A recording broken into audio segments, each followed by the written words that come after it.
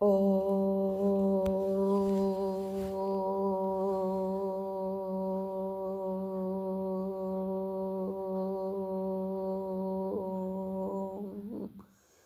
শান্তি।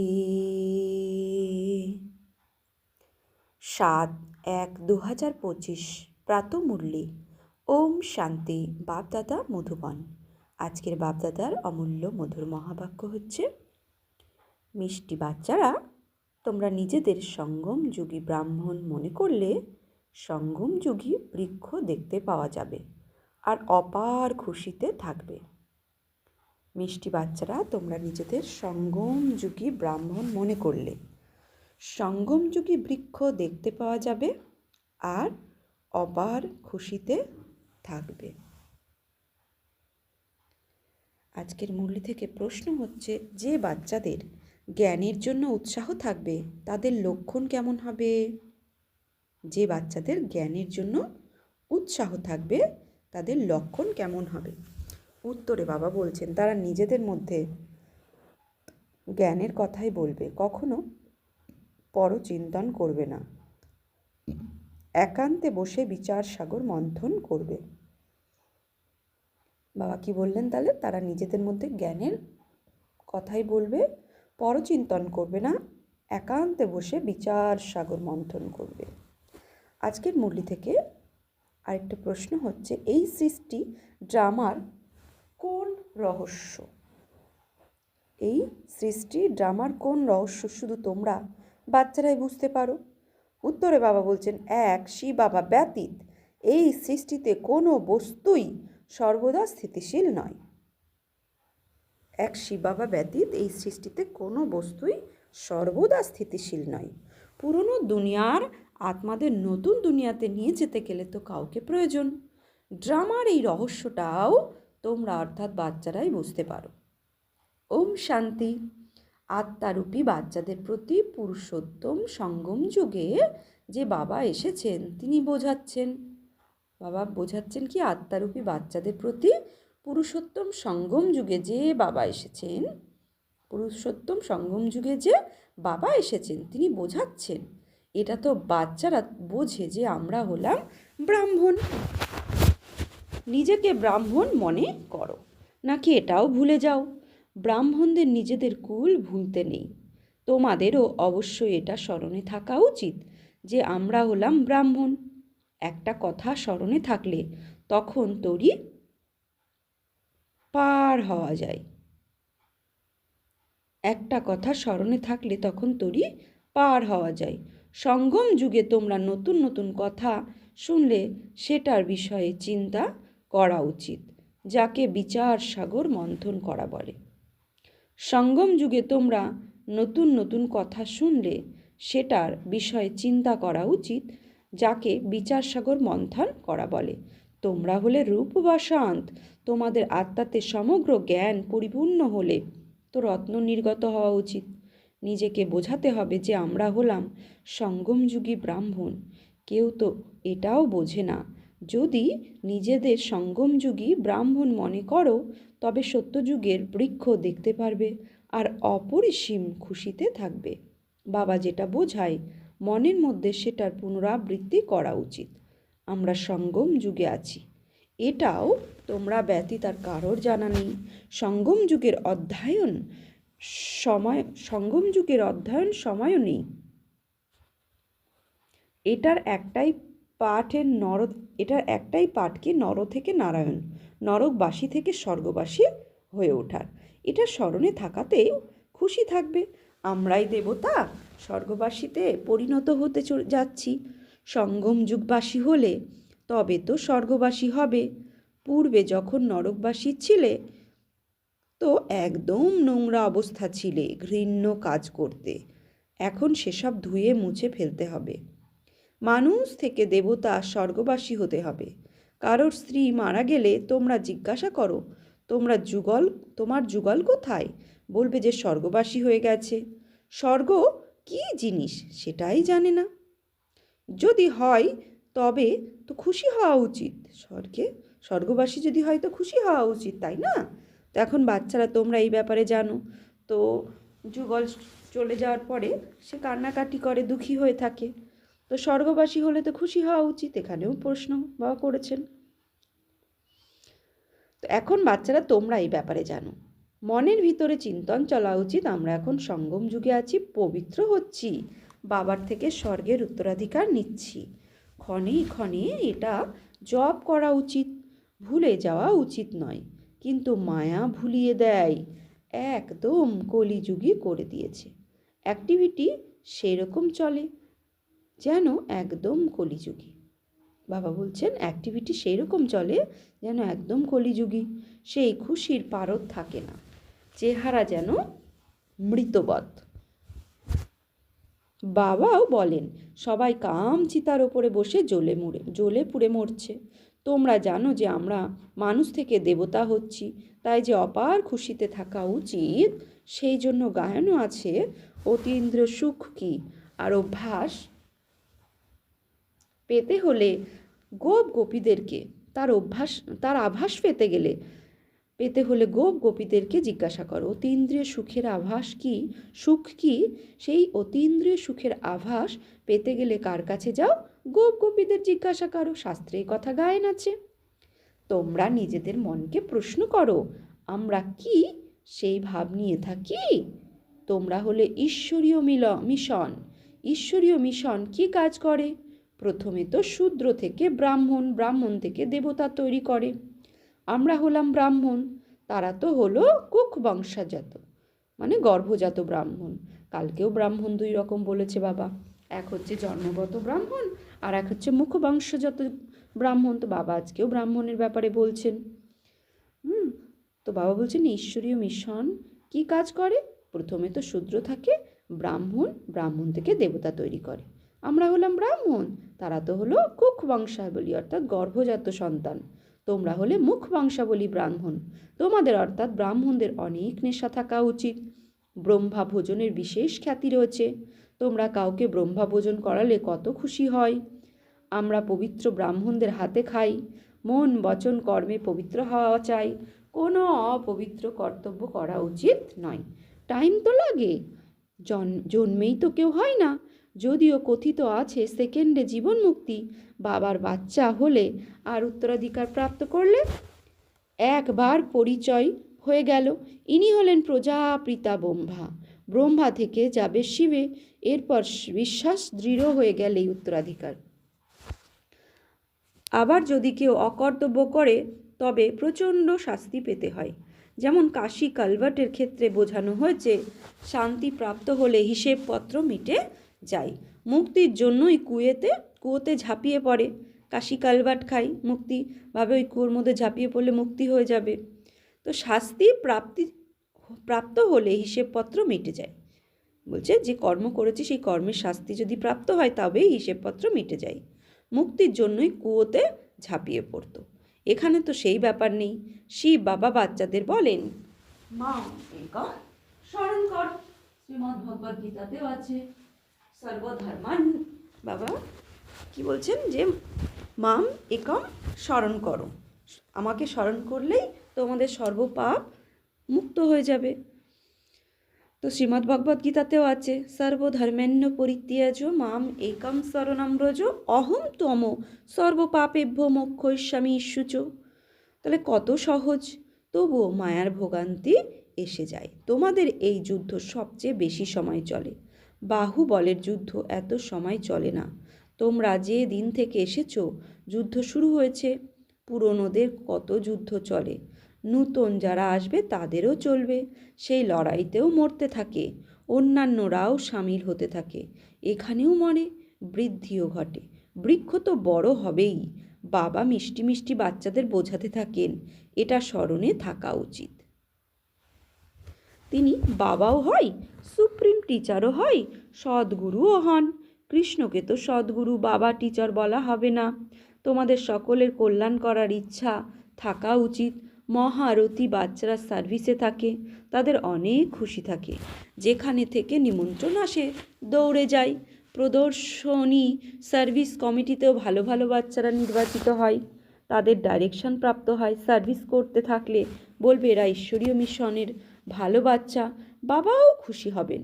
এরা তো খুব ভালো সার্ভিস করে। নিজের মনকে প্রশ্ন করা উচিত, আমরা সার্ভিস করি কি? বলে অন গডফাদারের সার্ভিস। গডফাদারের সার্ভিস কীরকম? ব্যাস, সবাইকে ঈশ্বরীয় সংবাদ দাও, মনোভব। আদি মধ্য অন্তের নলেজ তো বুদ্ধিতে আছে। তোমাদের নামই হলো সদর্শন চক্রধারী, তো তার চিন্তাভাবনা চালিয়ে যাওয়া উচিত। সদর্শন চক্র কি আর থেমে থাকে? তোমরা হলে চৈতন্য লাইট হাউস, তোমাদের মহিমা অনেক সুখ্যাতি করা হয়। অসীম জগতের পিতার গায়নও তোমাদের বোধগম্য হয়। তিনি হলেন জ্ঞানের সাগর, পতিত পাবন, গীতার ভগবান, নিরাকার মহাজ্যোতি শ্রী বাবা পরম পিতা পরমাত্মা। তিনি হলেন জ্ঞানের সাগর, পতিত পাবন, গীতার ভগবান। তিনি জ্ঞান আর যোগবলের দ্বারাই কার্য করান। এতে যোগবলের অনেক প্রভাব থাকে। ভারতের প্রাচীন রাজ্য বিখ্যাত, সেটা তোমরা এখন শিখছ। সন্ন্যাসীরা তো হলো হঠযোগী, তারা পতিতকে পবিত্র করতে পারে না। তাহলে তো দুনিয়া এতদিন পরিবর্তন হয়ে যেত, কেননা দাপরের পর থেকে সন্ন্যাসী আত্মা, মহাত্মা, ধর্মাত্মা, পুণ্যাত্মা এসেই চলেছে। তো তারা পবিত্র বানাতে পারে না এই দুনিয়াকে। জ্ঞান আছেই এক বাবার কাছে, পতিত থেকে পবিত্র হওয়ার জ্ঞান আছেই এক শিব বাবার কাছে। জ্ঞানের থেকে তোমরা জন্মগ্রহণ করো, তাই না? ব্রাহ্মণ জন্ম হয়েছে কিসের থেকে? জ্ঞানের থেকে। তো জ্ঞানের নতুন জন্ম। গীতাকে আমার বাবা বলা হয়, মাতা পিতা। তোমরা শিব বাবার বাচ্চা, তো মাতা পিতা তো চাই, তাই না? মানুষ তো যদিও বা গায়, কিন্তু বোঝে কি আর? বাবা বোঝানির অর্থ কত গুহ্য। গড ফাদার বলা হয়। আবার মাতা পিতা কেন বলা হয়? বাবা বুঝিয়েছেন যদিও বলো সরস্বতী, কিন্তু বাস্তবে আর ব্রহ্মপুত্র। সরস্বতী, কিন্তু বাস্তবে সত্যি সত্যি ব্যাপার হলো ব্রহ্মপুত্রা।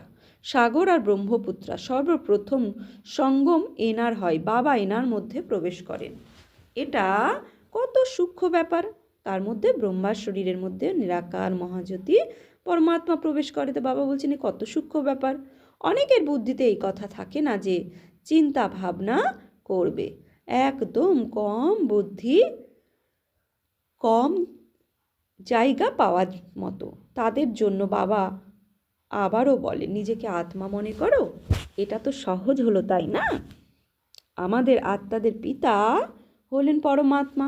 তিনি তোমাদের অর্থাৎ আত্মাদের বলেন একমাত্র আমাকে, অর্থাৎ মামেকম স্মরণ করলে বিকর্ম বিনাশ হবে।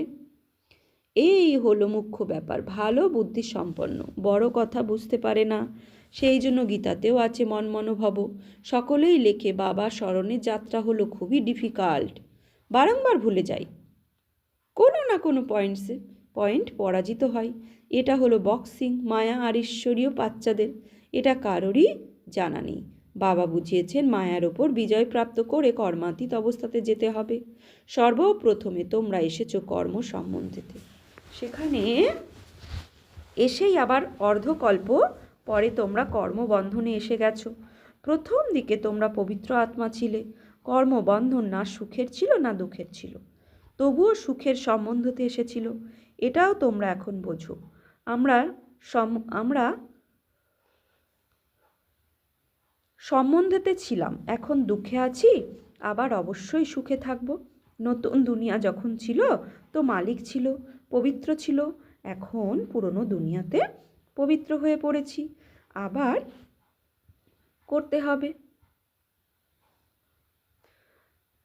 পুরনো দুনিয়াতে আমরা পতিত হয়ে পড়েছি, এখন পুরনো দুনিয়াতে পতিত হয়ে পড়েছ, আবার আমরাই সেই দেবতা হই। এটা তো স্মরণ করতেই হবে। হামসো সোহাম। বাবা বলেন আমাকে স্মরণ করলে তোমাদের পাপ মিটে যাবে, তোমরা আমার গৃহে এসে যাবে, ভায়া শান্তিধাম সুখধামে এসে যাবে। সর্বপ্রথমে গৃহে যেতে হবে। বাবা বলেন আমাকে স্মরণ করলে তোমরা পবিত্র হবে। আমি পতিত পাবন তোমাদের পবিত্র করে তুলছি। পরমধাম গৃহে ফিরে আসার জন্য বাবা কি বলছেন? তোমাদের পবিত্র করে তুলছি পরমধাম গৃহে ফিরে আসার জন্য। এরকমভাবে নিজের সাথে কথা বলা উচিত। প্রতিবারের মতো চক্র এখন সম্পূর্ণ হচ্ছে। আমরা এত জন্ম নিয়েছি, এখন বাবা এসেছেন পতিত থেকে পবিত্র করতে। যোগ বলের দ্বারাই পবিত্র হবে। এই যোগ বল হলো অনেক নামি দামি, যা একমাত্র বাবা শেখাতে পারেন।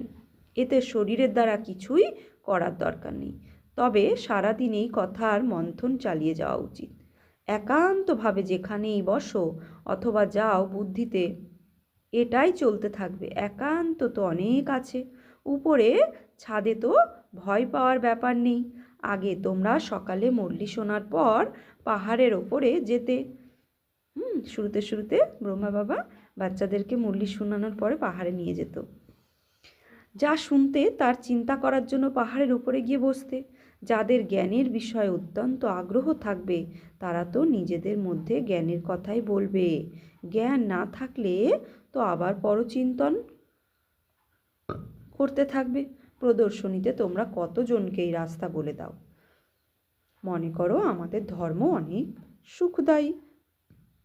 অন্যান্য ধর্মের লোকেদের শুধুমাত্র এতটুকু বোঝাতে হবে যে বাবাকে স্মরণ করো। এটা বোঝাবে না যে এই মুসলমান, আমি অমুক। না, আত্মাকে দেখতে হবে, আত্মাকে বোঝাতে হবে।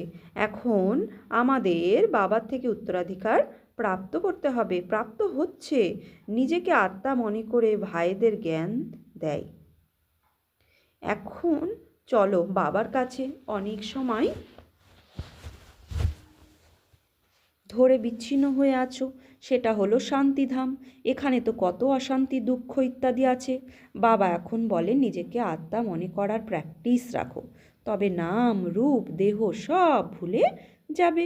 অমুকে হলো মুসলমান, এরকম কেন মনে করো? আত্মা মনে করে বোঝাও। বাবা গাইড করছেন।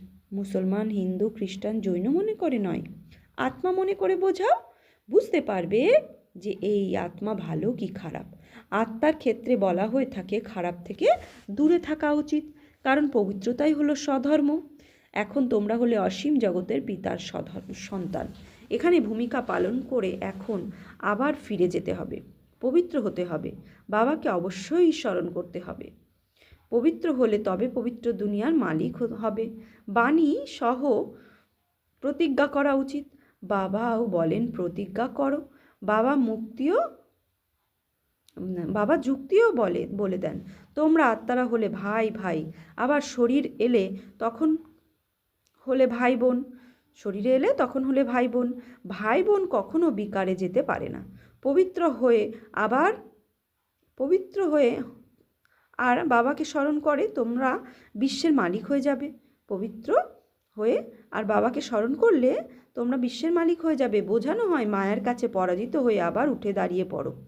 মায়ের কাছে পরাজিত হয়ে আবার উঠে দাঁড়িয়ে পড়ো। যত দাঁড়াতে ততই প্রাপ্তি হবে। ক্ষয়ক্ষতি আর জমা তো হয়েই থাকে যে না। বাবা বলছে ক্ষয়ক্ষতি আর জমা তো হয়েই থাকে যে না। অর্ধকল্প জমা আর রাবণ রাজ্যতে না হয়ে যায়। হিসেব আছে তো জয় হলো জমা, পরাজয় না। তাই নিজেকে সম্পূর্ণ নিরীক্ষণ করা উচিত। বাবাকে স্মরণ করলে বাচ্চারা তোমাদের খুশি হবে। তারা তো শুধুই গাইতে থাকে, বোঝে তো না কিছুই, না বুঝেই সব কিছু করে। তোমরা তো পূজা ইত্যাদি করো না, এছাড়া মহিমা সুখ্যাতি তো করো না যে। এই এক বাবার মহিমা আছে। অব্যভিচারী বাচ্চারা, বাবা এসে তোমাদের শতই অধ্যয়ন করায়। তোমাদের কোনো প্রশ্ন করার দরকার নেই। বাবা কি বলছেন? তোমাদের কোনো প্রশ্ন করার দরকার নেই। স্মৃতিতে চক্র থাকা দরকার। বোঝা উচিত আমরা কিভাবে মায়ের ওপর বিজয় প্রাপ্ত করি, আবার পরাজিত হই। বাবা বোঝান পরাজয় হলে শতগুণ শাস্তি ভোগ করতে হয়। বাবা বলেন সদ্গুরু নিন্দা করিও না, তাহলে টিকতে পারবে না। এ হলো সত্যনারায়ণের কথা। এটা কেউ জানে না। গীতা আলাদা আর সত্যনারায়ণের কথা আলাদা করে দিয়েছে। নর থেকে নারায়ণ হওয়ার জন্য এটা হলো গীতা। বাবা বলেন আমি তোমাদের নর থেকে নারায়ণ হওয়ার কথা শোনাচ্ছি। একে গীতাও বলা হয়, অমরনাথের কথাও বলা হয়। তৃতীয় নেত্র একবার বাবার প্রদান করেন। এটাও জানো যে আমরা দেবতা হলে অবশ্যই গুণও থাকা চাই। এই সৃষ্টিতে কোনো কিছুই সর্বদা স্থায়ী নয়। সর্বদা স্থায়ী তো একমাত্র শিব বাবা। এছাড়া তো সকলকেই নিচে আসতেই হবে। কিন্তু তিনিও সঙ্গমে আসেন, সকলকে ফিরিয়ে নিয়ে যান। পুরনো দুনিয়া আত্মাদের নতুন দুনিয়াতে নিয়ে যাওয়ার জন্য কাউকে তো দরকার। তো ড্রামার মধ্যে এই সব রহস্য আছে। বাবা এসে পবিত্র করে তোলান। কোনো দেহধারীকে ভগবান বলা যেতে পারে না। এই সময় বাবা বোঝান, আত্মার ডানা যদি ভগ্ন থাকে তবে সে উড়তে অসমর্থ থাকে। বাবা এসে জ্ঞান আর যোগের ডানা প্রদান করেন। যোগ বলের দ্বারা তোমাদের পা ভস্য হয়ে যাবে, পূর্ণ আত্মা হয়ে যাবে। আর বাবা বলছেন তার জন্য আগে তো পরিশ্রম করতে হয়। সেই জন্য বাবা বলেন একমাত্র আমাকে স্মরণ করো, চার্ট রাখো। যার ভালো হবে সে নিজেকে যার চার্ট ভালো হবে সে লিখবে আর খুশি হবে। এখন সকলেই পরিশ্রম করে। চার্ট না লিখলে যোগের তীক্ষ্ণতা সম্পূর্ণভাবে আসে না। চার্ট লেখার অনেক লাভ। চার্টের সাথে পয়েন্টসও চাই। চার্টে তো দুটোই লেখা হবে। সার্ভিস কত করলে তার স্মরণ কতটা করলে, সার্ভিস কতটা করলে বাবার স্মরণে কতটা আছো তার চার্ট। পুরুষার্থ এমনই করতে হবে যেন পিছনে কোনো কিছু স্মৃতিতে না আসে। নিজেকে আত্মা মনে করে পূর্ণ আত্মার পরিণত হবে, এই পরিশ্রম করতে হবে। আচ্ছা, মিষ্টি মিষ্টি হারানিধি বাচ্চাদের প্রতি মাত পিতা বাপদাদার স্মরণে স্নেহ সুমন আর সুপ্রভাত। আত্মাদের পিতা তার আত্মারূপী বাচ্চাদের জানাচ্ছি নমস্কার, সুপ্রভাত, ধন্যবাদ। আমরা আত্মারূপী বাচ্চারা আত্মারূপী বাপদাদাকে জানাচ্ছি নমস্কার, সুপ্রভাত, ধন্যবাদ। ধারণার জন্য মুখ্য সার: 1. একান্তে বসে জ্ঞানের মনন চিন্তন করতে হবে। স্মরণের যাত্রায় থাকো, মায়ার ওপর বিজয় প্রাপ্ত করে কর্মাতীত অবস্থা প্রাপ্ত করতে হবে। 2. কাউকে জ্ঞান শোনানোর সময় বুদ্ধিতে থাকবে না। কাউকে জ্ঞান শোনানোর সময় বুদ্ধিতে থাকবে যে আমি আত্মা ভাইকে জ্ঞান দিচ্ছি। নাম রূপ দেহ সব ভুলে যাবে। পবিত্র হওয়ার প্রতিজ্ঞা করে পবিত্র হয়ে পবিত্র দুনিয়ার মালিক হয়ে উঠতে হবে। পবিত্র হওয়ার প্রতিজ্ঞা করে পবিত্র হয়ে পবিত্র দুনিয়ার মালিক হতে হবে। বরদান: নিজের প্রতি ইচ্ছা মাত্র অবিদ্রা হয়ে বাবার সমান অখণ্ড দানী পরোপকারী ভব। নিজের প্রতি ইচ্ছা মাত্র অবিদ্যা হয়ে বাবার সমান অখণ্ড দানী পরোপকারী ভব। যেরকম ব্রহ্মা বাবা নিজের সময় সেবাতে দিয়েছিলেন, নিজের নির্মাণ থেকে বাচ্চাদেরকে সম্মান দিয়েছিলেন, সেবা করে সুনাম অর্জন ত্যাগ করেছিলেন। নাম মান মর্যাদা সব কিছু পরোপকারী ছিলেন। নিজে ত্যাগ করে অন্যদের নাম নিয়েছেন। নিজেকে সর্বদা সেবাধারী রেখেছেন, বাচ্চাদেরকে মালিক বানিয়েছেন। নিজের সুখ বাচ্চাদের সুখের মধ্যে খুঁজে পেতেন। এরকম বাবার সমান ইচ্ছামাত্র অবিদ্যা অর্থাৎ মস্ত ফরিস্তা হয়ে অখণ্ড দানী পরোপকারী হও, তাহলে বিশ্ব কল্যাণের কার্যে তীব্র গতি এসে যাবে। সব রকমের কেশ আর পরিস্থিতিগুলিতে সমাপ্ত হয়ে যাবে। স্লোগান: জ্ঞান গুণ আর ধারণাতে সিন্ধু হও। বাবা বলছেন জ্ঞান গুণ আর ধারণাতে সিন্ধু হও, স্মৃতিতে বিন্দু হও। ধারণাতে সিন্ধু আর স্মৃতিতে বিন্দু। নিজের শক্তিশালী মনসা দ্বারা সকাশ দেওয়ার সেবা। বাচ্চারা এখন তোমরা নিজেদের সংকল্প দ্বারা সকাশ দাও। বাবা বলছেন দুর্বলদের বল প্রদান করো। নিজেদের পুরুষার্থের সময় অন্যদেরকে সহযোগ দিতে হবে। অন্যদেরকে সহযোগ দেওয়া অর্থাৎ নিজের জমা করা। এমন ঢেউ ছড়িয়ে দাও, সালভেশন নেবে না। বলছে এমন ঢেউ ছড়িয়ে দাও, সালভেশন নেবে না, সালভেশন দেবে। দেওয়াতেই নেওয়া সমাহিত হয়ে আছে। আচ্ছা, ওম শান্তি। তো আজকে সমান আমি কি নেব? আমি অখণ্ড দানী পরোপকারী ভব আত্মা। ওম শান্তি।